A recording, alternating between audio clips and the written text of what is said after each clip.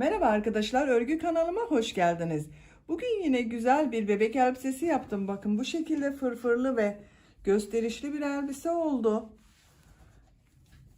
Arka görüntüsüne bakalım. Arka görüntüsü de böyle. Askılı yaptım ben bu elbiseyi arkadaşlar. Giydirip çıkarması kolay.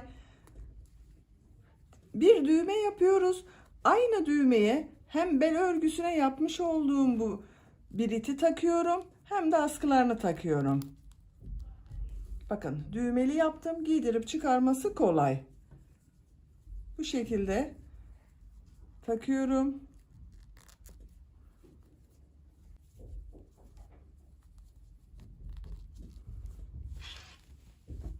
Elbisenin örgüsüne bel örgüsünden başlıyoruz. Yapacak olduğunuz bebeğinizin veya çocuğunuzun bel ölçüsüne göre başlangıç yapıyoruz. Eteğini örüyoruz. Sonra bu roba bölümünü yapıyoruz. Elbiseyi bitiriyoruz. Elbisenin örgüsünde ben bu iplikten, bakın 100 gram 240 metre yazan iplikten 3 adet kullandım arkadaşlar. Üçüncü iplikten bakın elimde bu kaldı. Siz bunu istediğiniz marka iplik ve renkleri kullanarak örebilirsiniz. Tığ olarak da elimin sıklığına, ipliğimin kalınlığına uygun olarak 3 milim tığ kullandım. Düğme olarak bir adet düğme kullandım. Bakın burada arkadaşlar. Bir düğme yeterli. Bu ip kordon yaptım beline de. Siz bunu yapsanız da olur, yapmasanız da olur. Tercihinize göre yapmayabilirsiniz. Ben bugün bu elbisenin anlatımını 1 yaşından itibaren giyilecek şekilde anlatıyorum. 3 yaşa kadar çok rahat kullanabilir. Kız çocuğunuz çok kilolu değilse 5 yaşa kadar da kullanılabilir. Bel örgüsü olduğu sürece kullanılabilir arkadaşlar. İplik ve tığımızı hazırlayalım. Hep birlikte bu güzel elbisemizin örgüsüne başlayalım. Kanalıma abone değilseniz abone olmayı unutmayın lütfen. Örgü kanalıma ücretsiz abone olup orada bulunan zil şeklinde aktif konuma getirirseniz bundan sonra kanalıma video yüklediğim zaman ilk önce size bildirim gelecek. Herkesten önce sizin haberiniz olacaktır. Beğeni ve yorumlarınızı da yaparsanız çok sevinirim arkadaşlar. Örgü kanalımın devamlılığı için sizlerden gelen beğeni ve yorumlar çok önemli. Örgü kanalıma ücretsiz olarak abone olup beğeni ve yorumlarını da yaparak destek olan bütün arkadaşlara çok teşekkür ederim. Hepinize kolay gelsin. İyi çalışmalar. Elbisenin örgüsüne bel örgüsünden başlıyorum. Bel örgüsünü yapabilmek için zincir yapıyorum. İlk ilmeği bu şekilde yapıyorum. Size nasıl kolay geliyorsa ilk ilmeği öyle yapabilirsiniz arkadaşlar. Zincirlerimi yapmaya başlıyorum.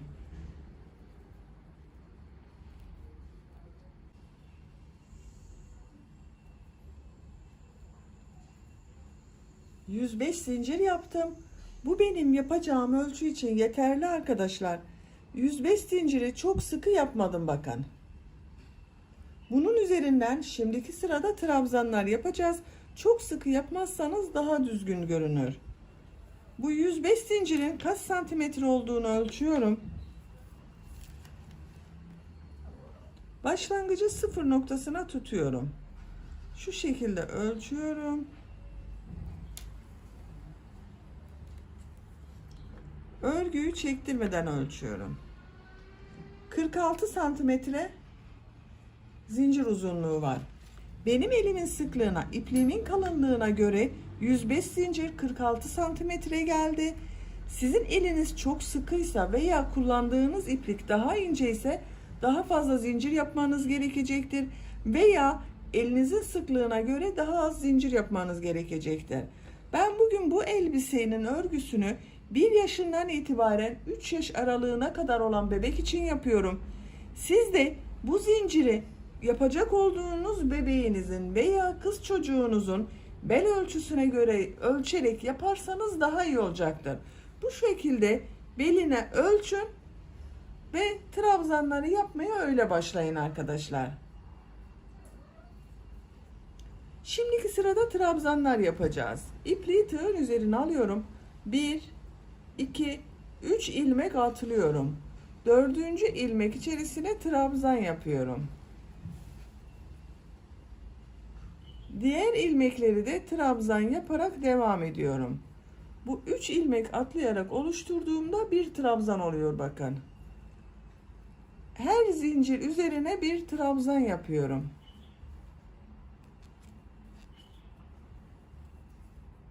Bu şekilde. Sıra sonuna kadar toplam 102 trabzan yapacağız.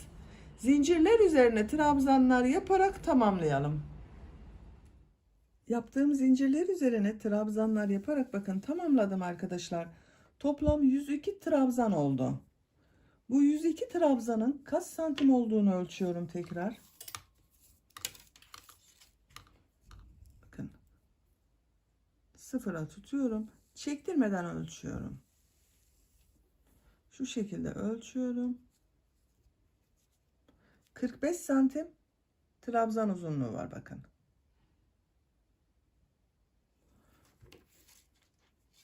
Bu benim yapacağım ölçü için yeterli. Siz bunu bebeğinizin beline göre ölçün. O şekilde devam edersiniz. Tam geliyorsa devam edersiniz. İkinci sıradayız. İkinci sırada yine trabzanlar yapacağız. Trabzanları yaparken arttırmalar da yapacağız. 2 zincir yapıyorum. Şimdi bu ikisini birleştireceğiz arkadaşlar. Bakın diğer uç ile birleştiriyorum burada.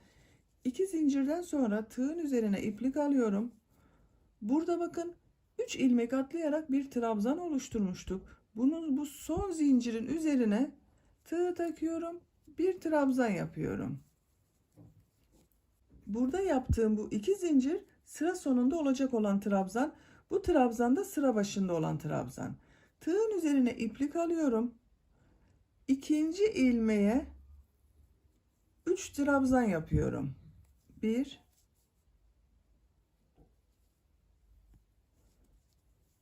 2 3 2 ilmeğe tek trabzan yapıyorum.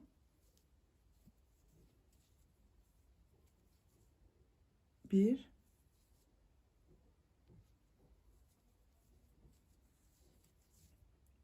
2 Üçüncü ilmeğe 3 trabzan yapıyorum. 1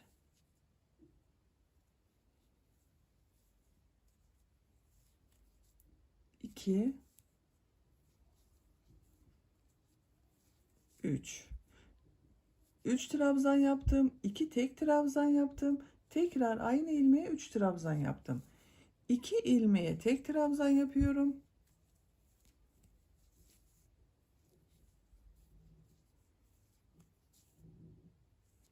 Üçüncü ilmeğe 3 trabzan yapıyorum. 1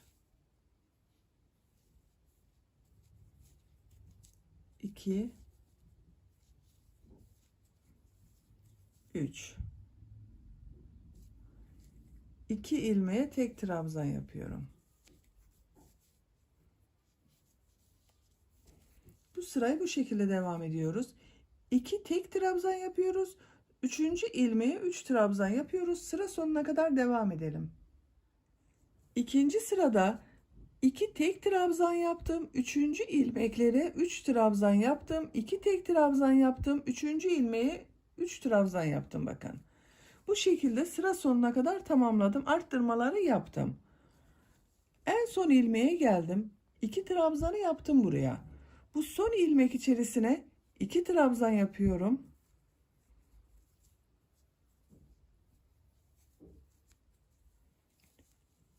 Bu sıraya başlarken buraya 2 zincir yapmıştım. Bu son trabzan olacak. Bakın bu sıranın son trabzanı.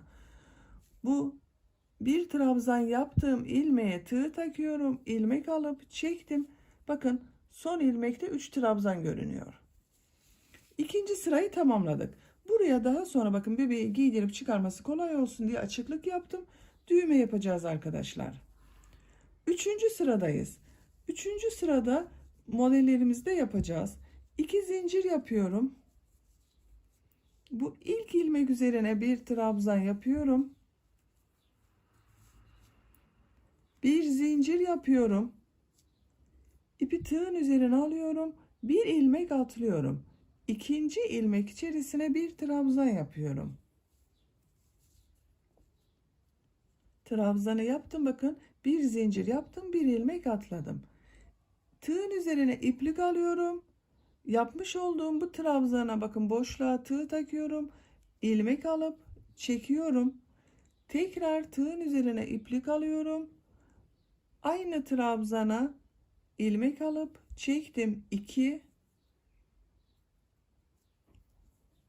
3 4 4 defa ilmek alarak topladım bakın arkadaşlar. İlmek alıyorum. Hepsinin içerisinden bir defa da çekiyorum. Bir zincir yapıyorum. İpi tığın üzerine alıyorum. Bir ilmek atlıyorum. İkinci ilmeğe trabzan yapıyorum. Buraya 5 trabzan yapacağız. 1 yaptım. 2 3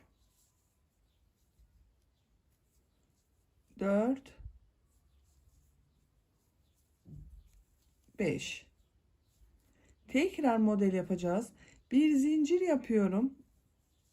Bir ilmek atlıyorum.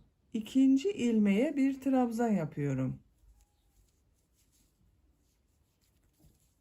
İp dolamayı yapacağız şimdi arkadaşlar. Bakın tığın üzerine iplik alıyorum. Trabzan boşluğuna tığ takıyorum. İlmek alıyorum. 1. Tekrar iplik alıyorum. Boşluğa tığ takıyorum. 2. Tekrar ilmek alıyorum. Boşluğa tığ takıyorum. 3. Tekrar ilmek alıyorum. Boşluğa tığ takıyorum. İlmek aldım. 4. 4 defa doladım. İlmek alıyorum. 4'ün içerisinden bir defa da çekiyorum. Bir zincir yapıyorum. İpi tığın üzerine alıyorum. Bir ilmek atlıyorum. 5 ilmek üzerine birer defa trabzan yapıyorum. 1 2 3 4 5. Bir zincir yapıyorum. Bir ilmek atlıyorum. İkinci ilmeğe trabzan yapıyorum.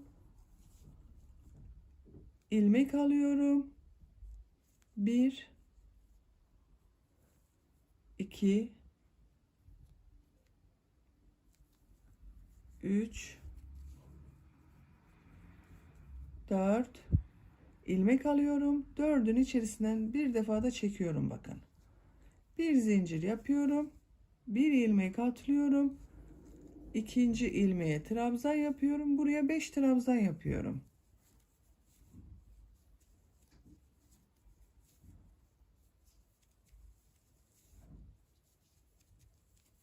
Bu şekilde bakın. Modellerimiz böyle oluyor. Sıra sonuna kadar devam edelim. Modelleri yaparak sıra sonuna kadar tamamladım. Sıra sonunda bakın, modelden sonra bir ilmek atladım. 1 2 3 trabzan yaptım. Bu son ilmek ile bakın burada bulunan bu ilmeği ilmek kaydırması yaparak birleştiriyorum. Burada 1 2 3 4 5 trabzan görünüyor bakın. Görüntü olarak bakalım. Şu şekilde arkadaşlar, görüntü bakın. Şimdi tekrar trabzan sırasındayız. Model yapmadan her ilmeğe ve bu bir zincirlik boşluklara birer defa trabzan yapacağız. 2 zincir yapıyorum. İlk ilmek üzerine bir trabzan yapıyorum. Bir zincirlik boşluğa trabzan yapıyorum.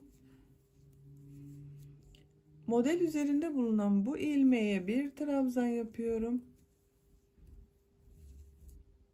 Bir zincirlik boşluğa bir trabzan yapıyorum. Burada yaptığım 5 trabzanın üzerine birer defa trabzan yapıyorum.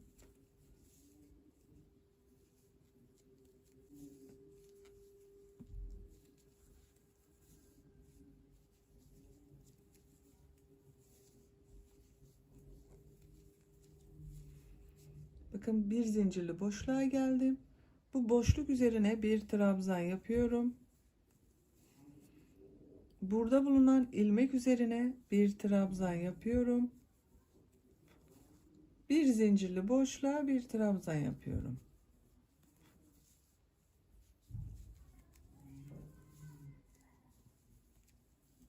Bakın. Her ilmeğe birer defa trabzan yapıyoruz. Bu bir zincirlik boşluklara da bir trabzan yapıyoruz. Bir de model üzerinde bulunan, bakın burada bir ilmek var. Buna bir trabzan yapıyoruz. Sıra sonuna kadar devam edelim. Dördüncü sırayı trabzan sırası yaparak sıra sonuna kadar tamamladım. En son ilmek ile ilk ilmeği ilmek kaydırması yaparak sırayı birleştiriyorum. Bakın birleştirdik. Bu sırada her ilmeğe birer defa trabzan yaptık. Bu model üzerine de bakın zincir boşluklarına bir trabzan, model üzerine de bir trabzan yaptım. Sıra sonuna kadar tamamladım. Beşinci sıradayız. Beşinci sırada tekrar bu model sırasını yapacağız. Model sırasını bu bakın model yaptığım ilmekten 3 ilmek sonra bu bir alt sırada 5 trabzan yapmıştık bakın. 1, 2, 3, 4, 5. Bunun ortada olan trabzan üzerine yapacağız. Bakın 1, 2, 3. Bu ilmek üzerine model yapacağız. 2 zincir yapıyorum. Bu ilk ilmek üzerine bir trabzan yapıyorum. 2, 3, 4, 5. 5 trabzanı yaptım. Bir zincir yapıyorum. Tığın üzerine iplik alıyorum. Bir ilmek atlıyorum. İkinci ilmeğe bir trabzan yapıyorum. Bakın bu model yapacağız bu trabzan üzerine. Şöyle baktığımız zaman burada bakın 1, 2, 3. trabzan üzerine denk geliyor. İpliği tığın üzerine alıyorum. Yavaş gösteriyorum arkadaşlar. Bakın tekrar gösteriyorum burayı. İlmek alıyorum. Çektim. Bekletiyorum. Tekrar tığın üzerine iplik alıyorum. Trabzan boşluğuna tığ takıyorum. İlmek alıyorum.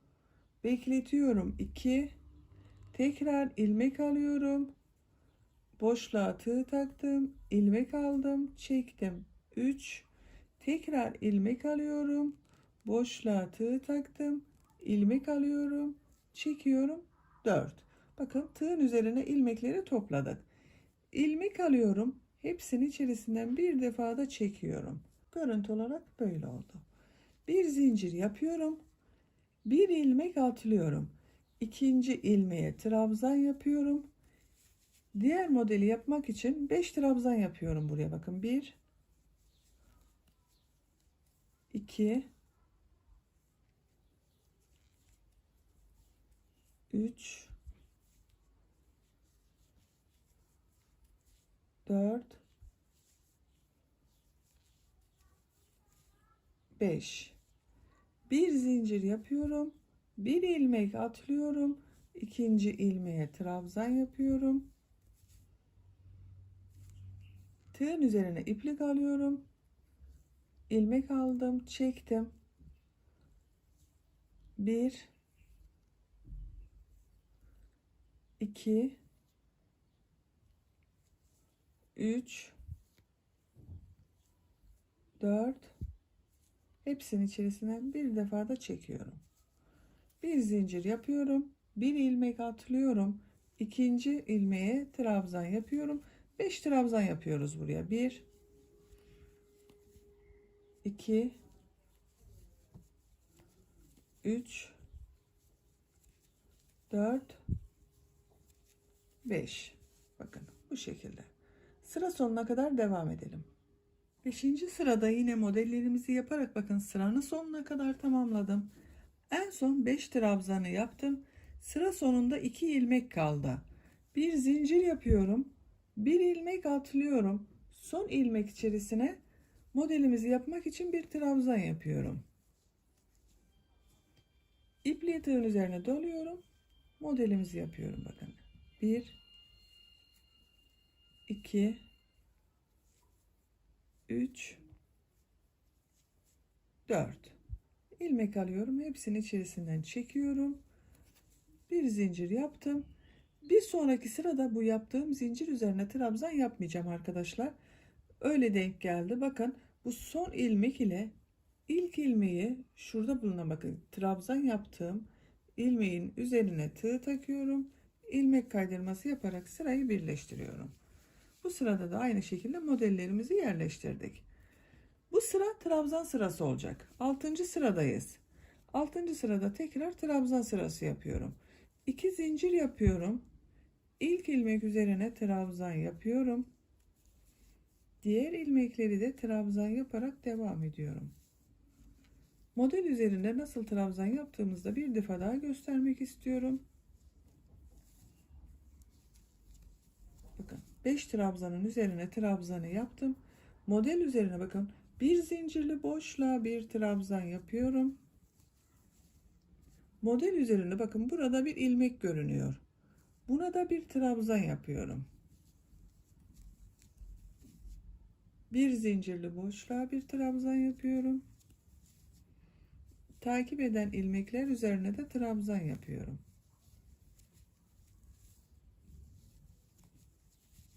Bakın. Görüntü olarak da bu şekilde oldu arkadaşlar. Bakın. Güzel olacak. Etek bölümünün örgüsü bu şekilde devam edecek. Bir sırada şimdiki yapmış olduğumuz gibi trabzanlar yapıyoruz. Trabzanları yaparken burada yaptığım 5 trabzan üzerine trabzan yapıyorum. Bu bir zincirli boşluğa trabzan yapıyorum. Model üzerine bir trabzan yapıyorum. Tekrar bir zincirli boşluğa bir trabzan yapıyorum. Bir sonraki sırada da model sırası yerleştiriyoruz. Modellerde bakın şaşırmayın arkadaşlar. Bu bir alt sırada 5 trabzan yaptığımızın ortada bulunan ilmek üzerine modeli yapıyoruz.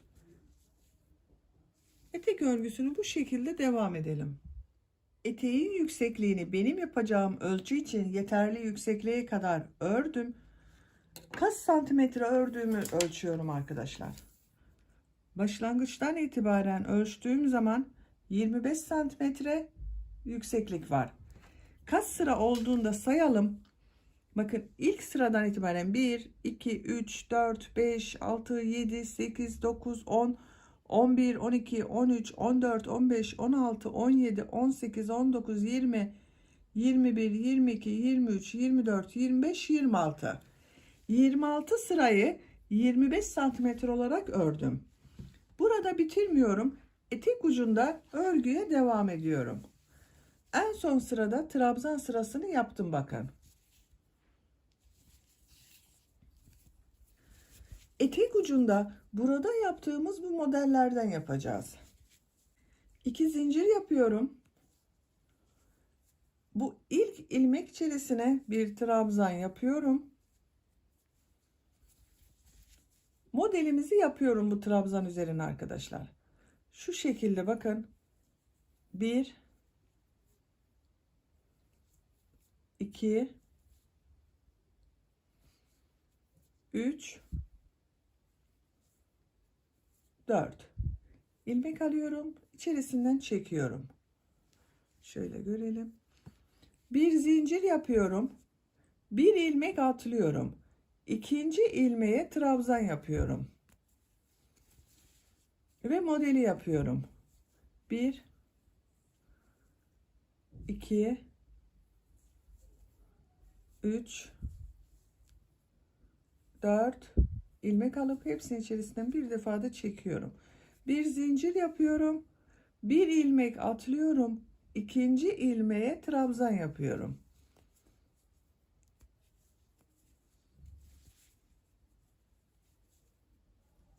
Modelimizi yapıyorum.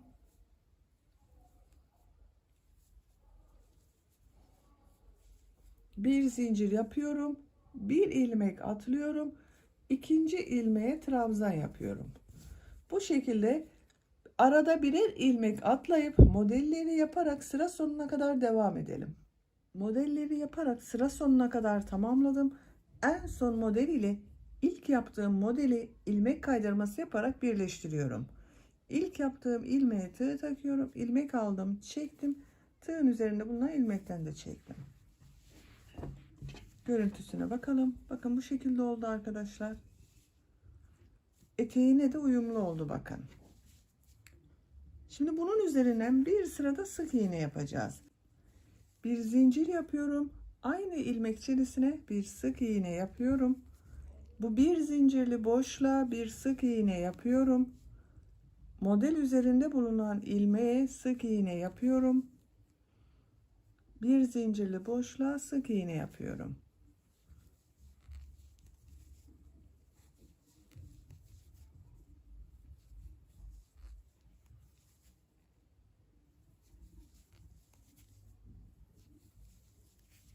Bu şekilde model üzerine sık iğne yapıyoruz. Sıra sonuna kadar devam edelim. Sık iğneler yaparak sıra sonuna kadar tamamladım.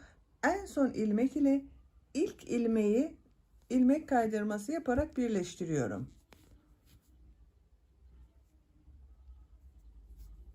Bakın. Modelin üzerinden bir sıra sık iğne yaptık. Düzgün oldu.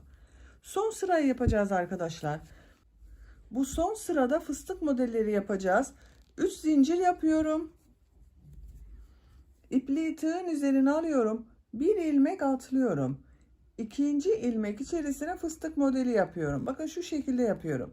İlmek aldım, uzatıyorum. Tekrar tığın üzerine iplik doluyorum. İlmek alıyorum. 2, tekrar ilmek alıyorum. 3, tekrar ilmek alıyorum. 4. 4 defa yapmak yeterli. Siz isterseniz 5 defa da yapabilirsiniz. İlmek alıyorum. Hepsinin içerisinden çekiyorum. Son ilmekten çıkarmıyorum. Bekletiyorum bakın. Tekrar ilmek alıyorum. Ondan da çıkardım. Bu şekilde fıstık modelini yaptık. 3 zincir yapıyorum. Bir ilmek atlıyorum. İkinci ilmeğe sık iğne yapıyorum. 3 zincir yapıyorum. Bir ilmek atlıyorum. İkinci ilmeğe fıstık modeli yapıyorum. 1, 2, 3, 4. İlmek alıyorum. Hepsinin içerisinden çekiyorum. Tığın üzerindeki ilmekten çekmiyorum. Bekletiyorum. Tekrar ilmek alıp ikisini içerisinden çektim. 3 zincir yapıyorum. Bir ilmek atlıyorum. İkinci ilmeğe sık iğne yapıyorum. Bakın görüntü olarak böyle görünüyor. Bir defa daha yapalım. 3 zincir yapıyorum. Bir ilmek atlıyorum. İkinci ilmeğe fıstık modeli yapıyorum.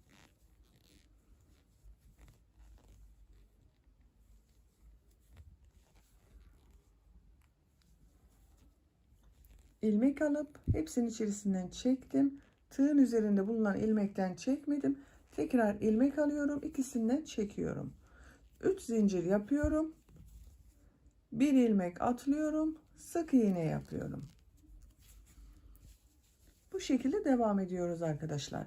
Sıra sonuna kadar fıstık modelleri yaparak devam edelim.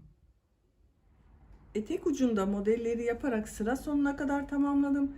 Sıra sonunda ilmek kaydırması yaparak birleştirdim. İpliği kesiyorum.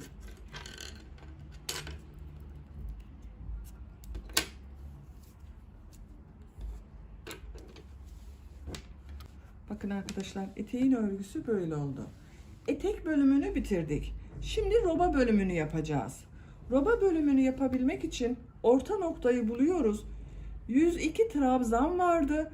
Orta noktası 51 trabzan sayarak boşluğa işaret yaptım. Bakın sayıyorum. 2, 4, 6, 8, 10, 12, 14, 16, 18, 20, 22, 24, 26, 28, 30, 32, 34, 36, 38, 40, 42, 44, 46, 48, 50, 51. 51 trabzan da burada var. Orta noktayı işaretledik. Roba bölümü için 34 trabzan gerekiyor bana. Buradan sayıyorum. Bakın 34'ün yarısı bu tarafta olacak, yarısı bu tarafta. 17 ilmek sayıyorum. 2, 4, 6, 8, 10, 12, 14, 16, 17. 17. ilmeğe ipliğin ucunu bağlıyorum.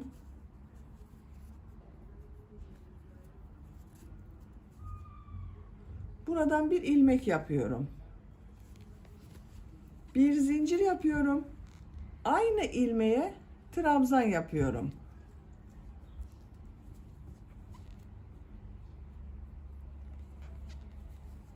Diğer ilmekleri de trabzan yaparak devam ediyorum. Her ilmeğe bir trabzan yapıyorum.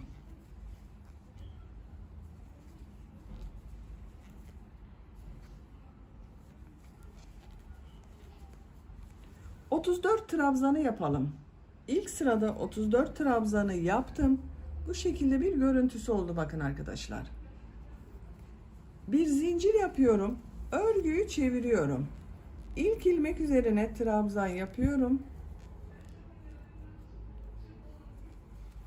Diğer ilmekleri de trabzan yaparak devam ediyorum.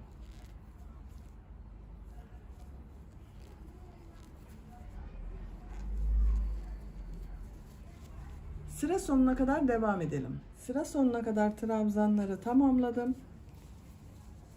Bakın arkadaşlar, ikinci sırada da 34 trabzan yaptım. Bir zincir yapıyorum, örgüyü çeviriyorum. Üçüncü sıradayız. Üçüncü sırada yine trabzan yaparak devam ediyorum bakın. İlk ilmek üzerine bir trabzan yapıyorum. Diğer ilmekleri de trabzan yaparak devam ediyorum.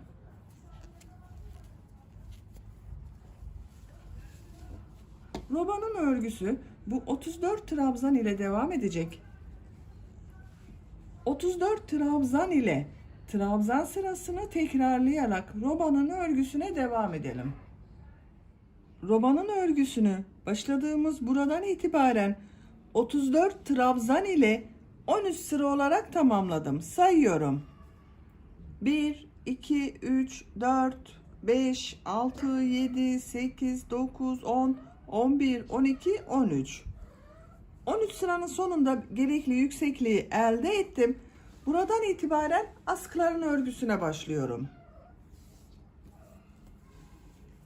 Bir zincir yapıyorum. Örgüyü çeviriyorum.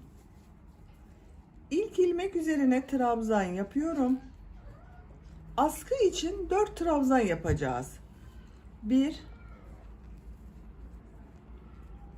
2,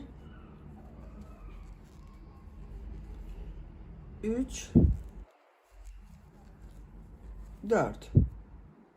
Bir zincir yapıyorum. Örgüyü çeviriyorum. İlk ilmek üzerine trabzan yapıyorum. Diğer ilmekleri de trabzan yaparak devam ediyorum.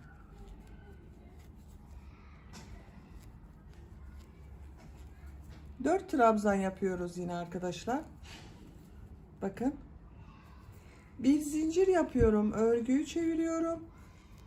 İlk ilmek üzerine trabzan yapıyorum. 4 trabzan yapıyorum.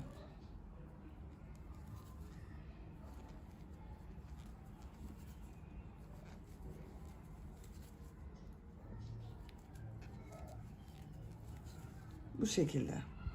Bu askının örgüsü bu 4 trabzan ile devam edecek. Diğer askının örgüsünde başlayalım. Her iki askının örgüsünü birlikte devam ederiz. Bu askının örgüsünü bakın bu şekilde başladım. Bu tarafa gelirken başladım. Diğer askıyı da aynı yönde başlıyorum. Devamı olarak sondan sayıyorum geriye. 1, 2, 3, 4. 4 ilmek saydım. İpliği bağlıyorum.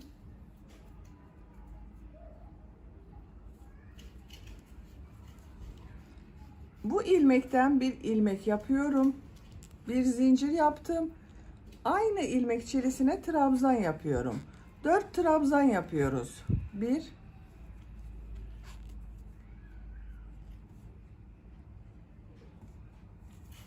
2, 3, 4. Bu askının örgüsünü arkadaşlar ipliğin diğer ucuyla başladım. Bakın. Bu iplik burada duruyor. Diğer ucuyla da buna başladım. Bir zincir yapıyorum. Örgüyü çeviriyorum. 4 trabzan yapıyorum.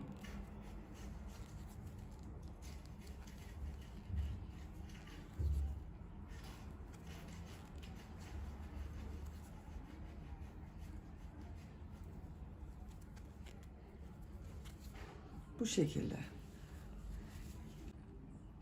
2 askının örgüsünü bu 4 trabzan ile gerekli uzunluğa kadar tamamlayalım.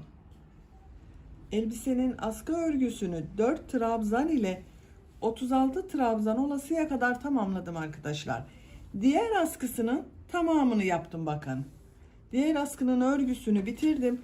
Bu 4 trabzanın dış bölümünden de bu şekilde fırfırlı bölümler yaptım. Bunu hazırladım. Bu diğer askıyı sizinle birlikte yapmak istiyorum. Bakın bu 4 trabzanın dış bölümüne gelen yerlere fırfırlı bölümlerini yaptım. Buraya kadar olan bölümü de trabzan olarak tamamladım. 36. sıradayız. Sayıyorum bakın. 2, 4, 6, 8, 10, 12, 14, 16, 18, 20, 22, 24, 26, 28, 30, 32, 34, 36. 36 sıra yaptım. Bu uzunluk benim için yeterli. Bu 36 trabzan sırası olan uzunluk, elbiseyi şöyle bakın katladığımız zaman bele kadar gelen uzunluk oluyor. Siz de bunu bebeğinizin boyuna göre yaparsanız daha iyi olacaktır. Bakın buraya düğme biritleri yapacağız. Ben diğer askıda yaptım. Bakın bu şekilde 1, 2, 3 düğme biriti yaptım. Bunu istediğimiz uzunluğa göre ayarlayabilmek için 3 tane yaptım arkadaşlar. Buraya da düğme biriti yapıyorum. 37. sıra. Bir zincir yapıyorum. Örgüyü çeviriyorum. İlk ilmek üzerine trabzan yapıyorum. Düğme biriti için 2 zincir yapıyorum. İpliği tığın üzerine alıyorum. Bir ilmek atlıyorum. 2 ve 3. ilmeklere trabzan yapıyorum. Düğme çok rahat olsun diye buraya 2 zincir yaptım. Bir ilmek atladım. Bir zincir yapıyorum. Örgüyü çeviriyorum. 4 tane trabzan yapıyorum. 1, 2, bakın boşluğa da bir trabzan yapıyorum. 3, bu bir trabzan yapmıştım. Onun üzerine de bir trabzan yapıyorum. 4 trabzanı yaptım. Bir zincir yapıyorum. Tekrar düğme biriti yapıyorum buraya. İlk ilmek üzerine bir trabzan yapıyorum. 2 zincir yapıyorum. Bir ilmek atlıyorum. 2 ve 3. ilmeklere bakın trabzan yapıyorum. İkinci düğme biritini yaptım. Bir zincir yapıyorum. Örgüyü çeviriyorum. 4 trabzan yapıyorum.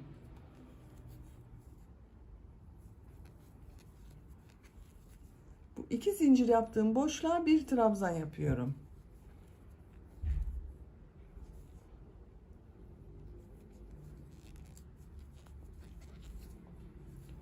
Bir zincir yapıyorum. Örgüyü çeviriyorum. Tekrar bu sırada düğme biriti yapıyorum. 1, 2 zincir yapıyorum. Bir ilmek atlıyorum. 2 trabzan yapıyorum. 3 düğme biritini yaptım bakın. 1, 2, 3. Bir zincir yapıyorum. Trabzan sırası olarak devam ediyorum.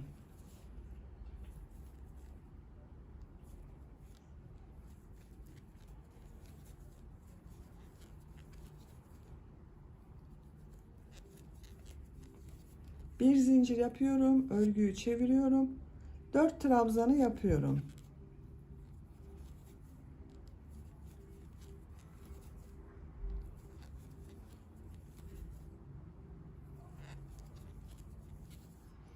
Bunu kaç trabzan yaptığıma bakıyorum. Ben birisini yaptığım için 1, 2, 3 sıra trabzan yaptım. 4. sırayı toplama yaptım arkadaşlar. Bir zincir yapıyorum, örgüyü çeviriyorum. 4 trabzan yapıyorum.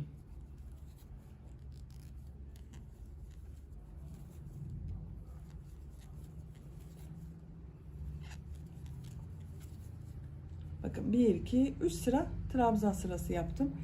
Bir zincir yapıyorum, örgüyü çeviriyorum. Burada bakın 1, 2, 3 ilmek var. Bu ilk ilmeği atlıyorum. Bunlara trabzan toplaması yapıyoruz. Birlikte yapıyorum bakın. Bekletiyorum. İkinci ilmekten ilmek aldım. Bekletiyorum. Son ilmekten ilmek aldım. Hepsinin içerisinden bir defa da çekiyorum. İpliği kesiyorum.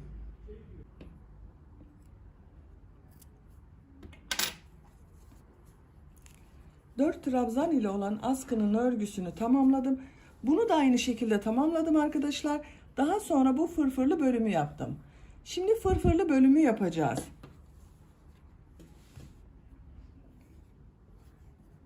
Bunun uzunluğunu da ölçelim isterseniz. Askıya başladığım yerden bakın sıfır noktasına tuttum. Bitmiş olarak ölçüyorum. 37 santimetre askının uzunluğu var. Siz bunu 30 santimetre yapabilirsiniz. Dediğim gibi bebeğinizin veya çocuğunuzun boyuna göre ayarlamanız iyi olacaktır. Askının fırfırlarını yapıyoruz. Bakın ben bu askının fırfırlarını buradan başlayarak yaptım. Siz bu askıyı yapacaksanız buradan bakın ikinci ilmekten ilmek oluşturun. Her sıraya 6'şar tane trabzan yapıyoruz. Bu askının fırfırlarını bakın buradan başladım. Bu düğme biriti yaptığım yere kadar devam ettim. Buradan ilmek kaydırması yaparak birleştirdim, geriye döndüm. Bu şekilde devam ettim. Bu askının da görüntüsünün aynı olabilmesi için fırfır bölümüne buradan başlıyorum. Buradan bir ilmek oluşturuyorum.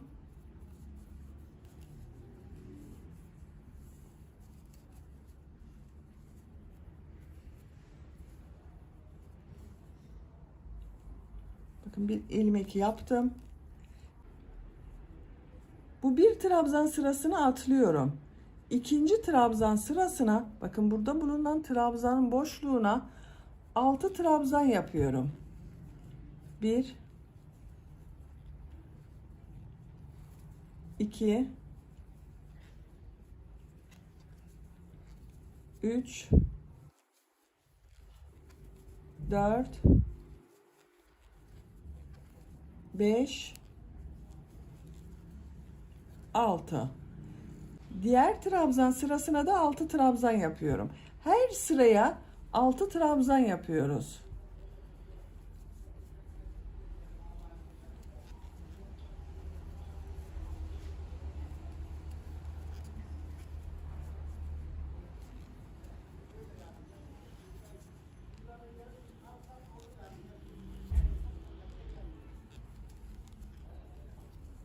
Altı trabzanı yaptım.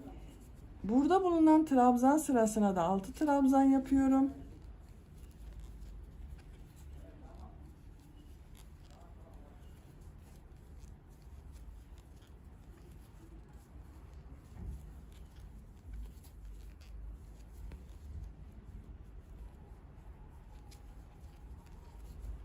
Bakın bu şekilde 1 2 3 4 5 6. Her sıraya 6 trabzan yaparak bu sıra sonuna kadar devam edelim. Fırfır bölümünde ilk sırada her sıraya 6'şar defa trabzan yaparak sıra sonuna kadar tamamladım. Görüntü olarak bakın böyle oldu arkadaşlar. Bakın her sırada 6'şar tane trabzan yaptım. En son sıraya da 6 trabzanı yaptım. Bu son yaptığım ilmek ile belde bulunan bu ilmekleri birleştireceğiz bakın. İlmek kaydırması yaparak birleştiriyorum. 1 2 ilmek atlıyorum. 3. ilmeğe ilmek kaydırması yaparak birleştiriyorum. Bakın sabitledim buraya. Şöyle görüntüsüne bakalım. Görüntüsü böyle arkadaşlar. İkinci sıradayız. İkinci sıraya geçmek için bakın bir ilmek kaydırması yapıyorum. Bir ilmek kaydırması daha yapıyorum. 2 ilmek kaydırması yaptım. Örgüyü çeviriyorum. İpliği tığın üzerine alıyorum. Bu sırada her ilmek üzerine birer defa trabzan yapacağız. Başka arttırma yapmayacağız. İlk ilmek üzerine trabzan yapıyorum.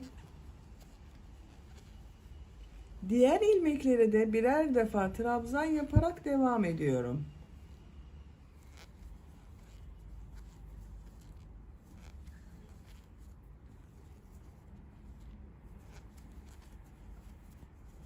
Bu şekilde.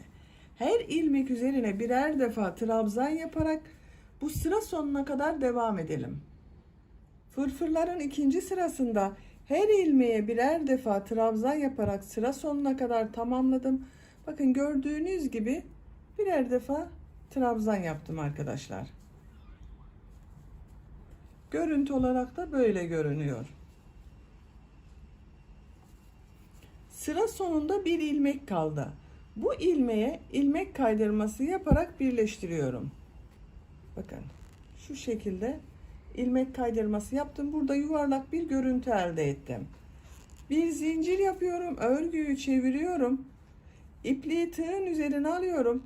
Burada bulunan ilmek üzerine trabzan yapıyorum. Bu sırada yine trabzan sırası yapacağız. Her ilmek üzerine birer defa trabzan yapıyoruz yine. Diğer ilmekleri de trabzan yaparak devam ediyorum.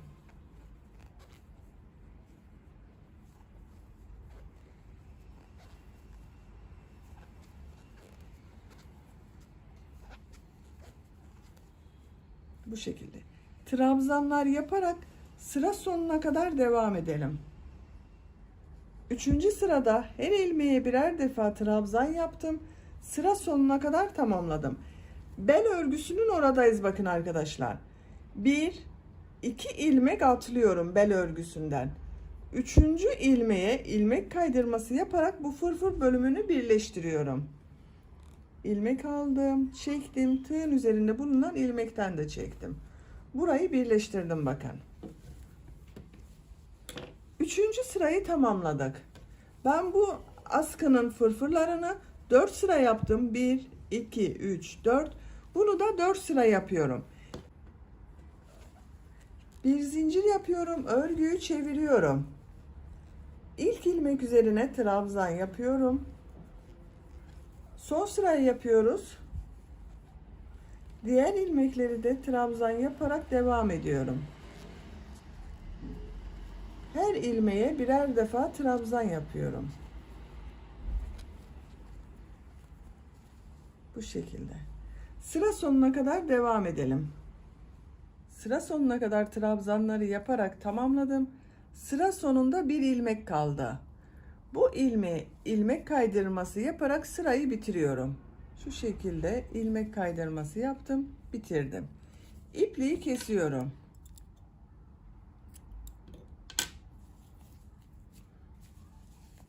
Bir, iki, üç, 4 sıra yaptık. Böylece askıların örgülerini de tamamlamış olduk arkadaşlar. Bakın. Şöyle gelecek. Buraya düğme yapacağız. Bunları da düğmeye takacağız. Şimdi bu bel örgüsüne düğme biliti için bilit yapmak istiyorum. Biliti yaparken de bu bel örgüsünden sık iğneler yapıyorum. Düz tarafındayım. Bu askıları bitirdiğimiz bakın birleşim yaptığım yerde buraya bir defa ilmek yapıyorum.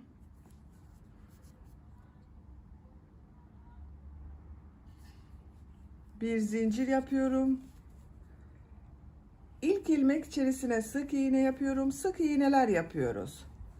Her ilmeğe birer defa sık iğneler yapıyorum.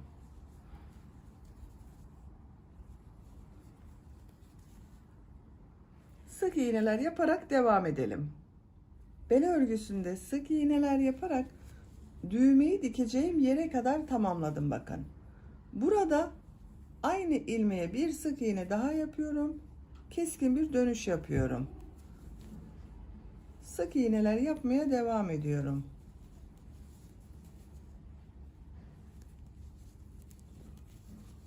Buraya da düğme birit yapacağız arkadaşlar.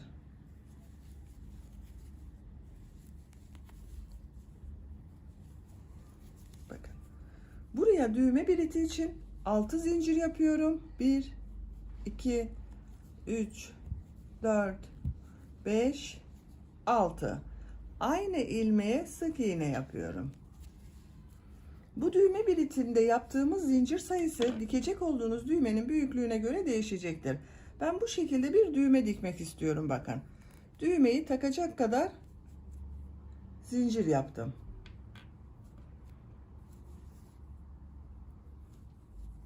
Sık iğneler yapmaya devam ediyorum. Düğmeyi de buraya dikeceğiz bakın. Karşı tarafa düğmeyi dikeceğiz. Bu şekilde takacağız. Her ilmeğe birer defa sık iğne yaparak devam ediyorum.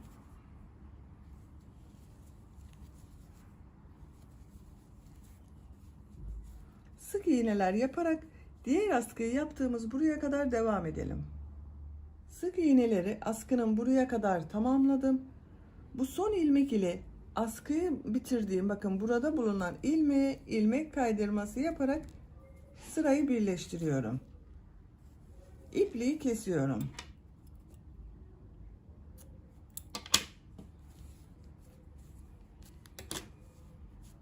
Böylece elbisemizin örgüsünü tamamlamış olduk. Ben bu düğme biriti yaptığım yerin tam karşısına gelen yere de düğmesini diktim. Bakın şu şekilde takıyorum. Askıları da bakın böyle takıyoruz. Bu düğme biritinin hangisi bebeğin boyuna göre denk geliyorsa oraya takabilirsiniz. Bebeğiniz küçükken, çocuğunuz küçükken başta bulunan bu ilmeğe takabilirsiniz. Boyu uzadıkça diğer ilmekleri kullanabilirsiniz. Askıyı takıyorum. Diğer askıyı da aynı şekilde aynı düğmeye takıyorum. Bir düğmeyi 3 düğme biritine birden takabiliyoruz bakın. Bakın görüntü olarak böyle oldu. Çok güzel oldu. Fırfırlı fırfırlı oldu. Önden görüntüsüne bakalım elbisemizin. Elbisenin önden görüntüsü de böyle oldu arkadaşlar. Etek örgüsü böyle.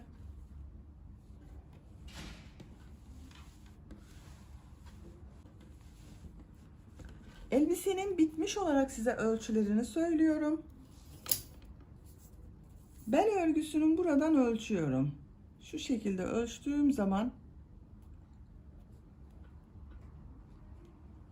26 santimetre. Yüksekliğini ölçüyorum. Etek örgüsünü, bel örgüsünün buradan ölçüyorum.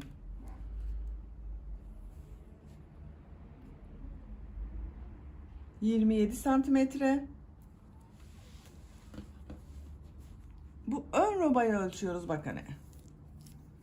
Başlangıçtan itibaren ölçtüğüm zaman 11 santimetre. Genişliğini ölçüyorum. 15 santimetre. Böylece elbisemizin örgüsünü de tamamlamış olduk. Ben bu elbisenin örgüsüne bir de ip kordon yapmak istiyorum. Burası tamamen tercihinize göre değişecektir. Siz bunu yapmasanız da olur. Zincir şeklinde ip kordon hazırlıyorum. Yine aynı kendi renginden hazırlıyorum. Bu şekilde ipliğin iki ucunu birleştiriyorum. 2 katlı yaparsak daha düzgün duracaktır.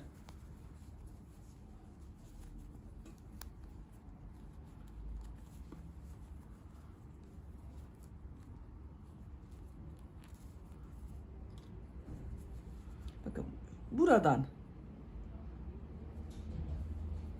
ipliğin ucunu şu şekilde çekiyorum. Sağlamlaştırdım. Bir ilmek yaptım. Zincirler yapıyoruz.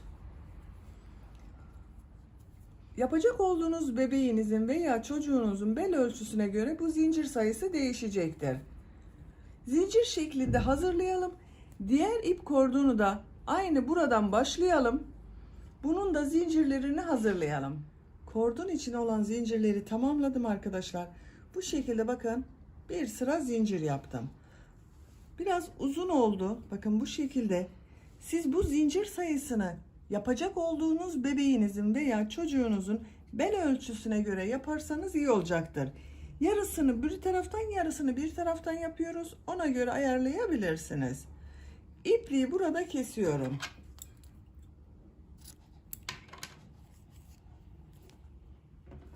Bakın.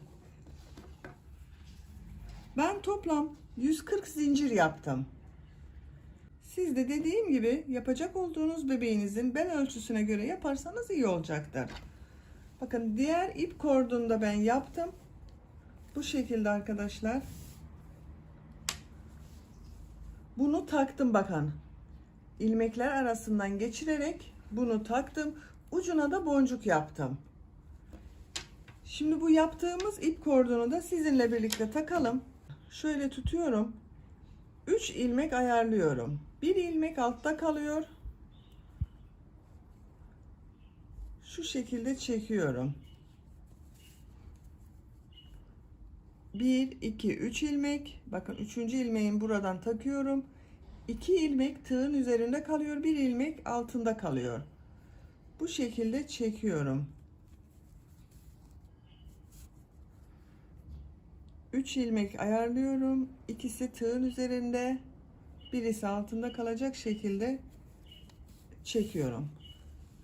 Sıra sonuna kadar bakın bu diğer kordonu taktığım yere kadar devam edelim. İp kordonu ilmekler arasından taktım bakın. Elbisenin orta noktasından arkadaşlar. Robayı başlarken orta noktayı işaretlemiştik bakın. Orada her iki ip kordonu birleştirdim. Buna boncuk takacağız şimdi. Bakın ben 4 tane bu şekilde renkli boncuklar takıyorum. Siz isterseniz bu şekilde sadece ip kordon bırakabilirsiniz. Kurdale takabilirsiniz veya hiç yapmayabilirsiniz. Bakın boncuklarını taktım. Ucundan düğüm atıyorum. Bu boncuklar çıkmasın diye. Şu şekilde zincirle birlikte düğüm yapıyorum ki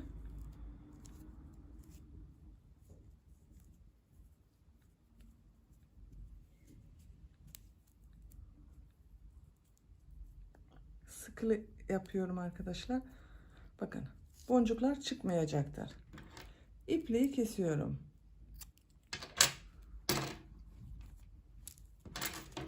Bakın boncuklu yaptık. Bebeğin veya çocuğun bel ölçüsüne göre bunu sıklığını ayarlayabiliriz.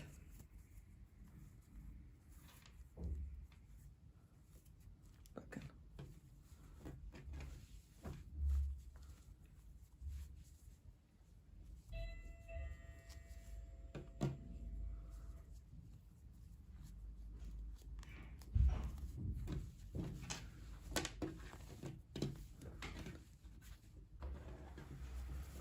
Çok güzel oldu arkadaşlar. Bakın.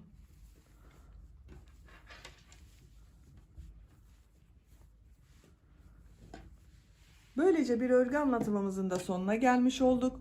Beni dinlediğiniz ve izlediğiniz için hepinize çok teşekkür ederim. Kanalıma abone değilseniz örgü kanalıma abone olmayı unutmayın lütfen. Örgü kanalıma abone olmak ücretsiz arkadaşlar. Sizden hiçbir ücret talep edilmemektedir. Örgü kanalıma ücretsiz abone olup beğeni ve yorumlarınızla da destek olursanız çok sevinirim. Sizlerden gelen beğeni ve yorumlar benim için çok değerli. Örgü kanalımın devamlılığı için beğeni ve yorumlarınızı da yapmanız çok iyi olacaktır arkadaşlar. Hepinize şimdiden çok teşekkür ederim. Sizlerle yeni örgülerde görüşmek dileğiyle. Hoşça kalın, sevgiyle kalın.